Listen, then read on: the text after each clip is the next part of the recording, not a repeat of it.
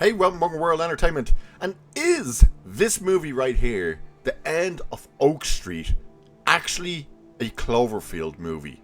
Yep, that's the question doing the rounds. This is a J.J. Abrams produced movie. Now, I'll admit, I originally was seeing it and it seemed to be getting pushed as a J.J. Abrams movie.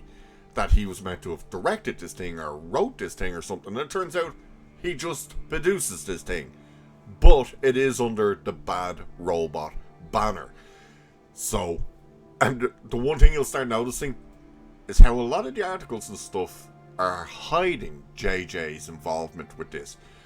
It turns out he didn't write it nor direct it, but the question still remained.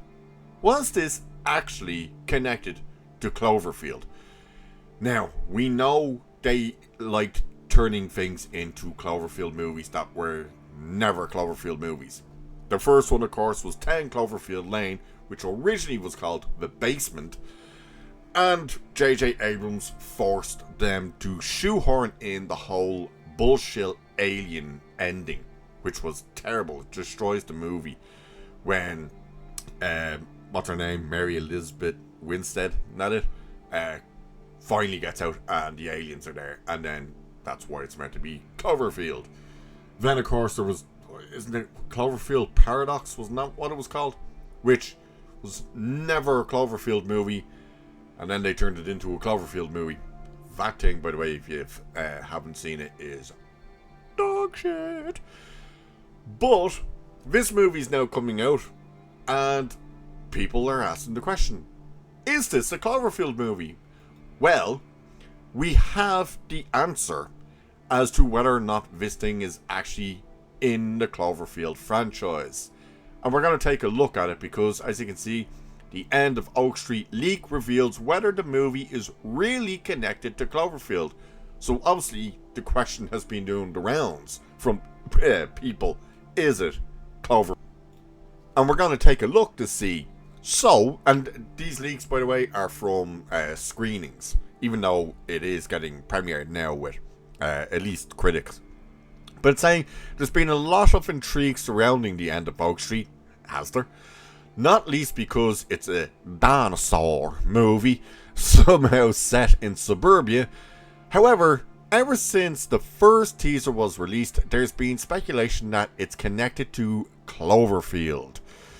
So, is it actually connected to Cloverfield? Well, as it was first reported, a leak on Reddit, so that's where you kind of take it with a grain of salt, but it's already been confirmed that it's not, may have finally set the record straight. According to a user who saw an early screening this week, there are no Cloverfield references in the End of Oak Street, and not even an explanation for how the neighborhood ends up in the past. Yeah. A news report supposedly mentions some recent solar flares, while spoilers for the movie's ending posted in the comment section of the Reddit thread linked above suggest time travel almost comes into play. So, I'm not going to carry on just in case it gives the spoiler. May as well not spoil it for anyone who's actually interested in seeing this movie. God knows how many of you are actually interested in seeing it. I've seen a few reviews on it. They're not great. Jeremy Johns really kind of is just like, it's quite forgettable and it's not quite what you're expecting. Now, here's the thing. And again, J.J. Abrams. This was originally pitched as a J.J. Abrams movie. And all of a sudden, J.J. Abrams' name has been somewhat removed from it. That he didn't direct it, he didn't write it, he's just a producer or even an executive producer. But it is under his company's banner. I was also pretty sure that they originally said that this was going to be an R-rated movie. That they were getting into the R-rated dinosaur stuff, like that, what was it called? Primal War? Is that what it was called? The thing with the dinosaurs in Vietnam. That went balls to the wall, R-rated, and just had dinosaurs ripping people. The new one. This isn't R-rated either. This is PG-13. So, we had a movie that was being described as a J.J. Abrams movie, that it was his first movie since The Rise of Skywalker. Now we're told it's not his movie, he didn't direct it, nor did he write it. We were told it was going to be R-rated, I'm pretty sure, and now it turns out, no, it's a PG-13 movie. And, yeah, it is meant to be mystery box, though.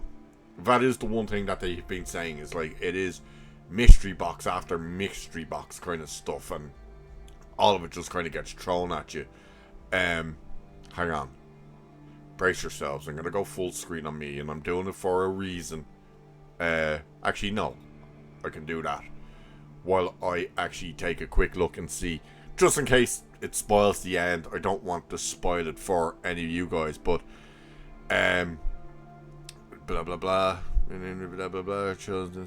Okay, so Abrams himself has apparently set the record straight on this. So it says, if this leak still isn't enough for you, as in to make sure it's not Cloverfield, following the months of speculation, producer J.J. Abrams also chose to set the record straight on the Cloverfield theories during last night's world premiere in Hollywood.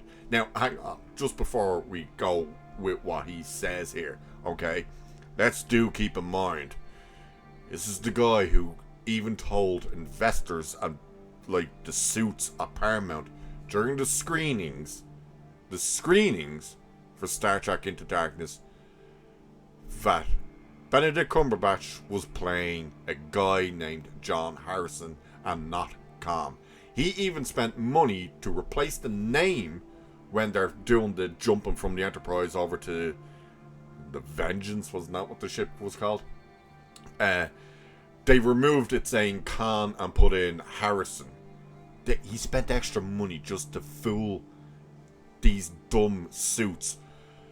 He wasted all that money, and the fans were still sitting there going, it's Khan. It's clearly Khan. Fucking idiot. So, like, let's take what he says with a grain of salt. But, as I said, none of the reviewers are kind of saying that it's connected to Cloverfield. So, you think that would be one of the things they'd jump at. But he says, the only connection to our Cloverfield movies is that Ewan's partner is Mary Elizabeth Winstead, who was in the star of 10 Cloverfield Lane, who we were very lucky to get to work with and who I adore. And he says, so there was that, but other than that, people are just making connections that they happen to see. So he's pretty much trying to say, no, this thing is not a part of Cloverfield. Our only connection is that Ewan McGregor's wife is Mary Elizabeth Winstead, who he cheated on his ex-wife with. But it's easy for people to make these connections. By the way, I love how he said, oh, we were so lucky to work with her. It's like, dude, you were working with her on a movie that was never Cloverfield. You shoehorned in the Cloverfield thing at the end and didn't do anything. Matter of fact, out of a movie, people were going, I was going to give this a 10 out of 10. They went, I'll give it an 8 out of 10 because of what they shoehorned in at the end. He loved doing that. So, yeah, a movie like this where all of a sudden a suburban area ends up in prehistoric times with dinosaurs. Yeah, it's easy to see why people would have gone, is this connected to Cloverfield? Overall, it's not. I might watch the movie and review it for you guys. It looks like the dumbest shit ever. Anne Hathaway and Ewan McGregor is like, okay. The woman is in a movie that's just made $1 billion. Probably going to be up for every Oscar known to man. And now she's going to be in this movie that's probably going to absolutely tank. Wow. Talk about the two sides of a coin. Sheesh. But if you've seen the movie at this stage, let me know. If you're interested in this movie, let me know. And did you ever hear the rumors that it was meant to be possibly connected to Cloverfield? Let me know. And with that, I shall leave it there for this one. So do like, share, subscribe, hit that hype button, all that good stuff. You know the drill. Cheers. I'll catch you in the next one.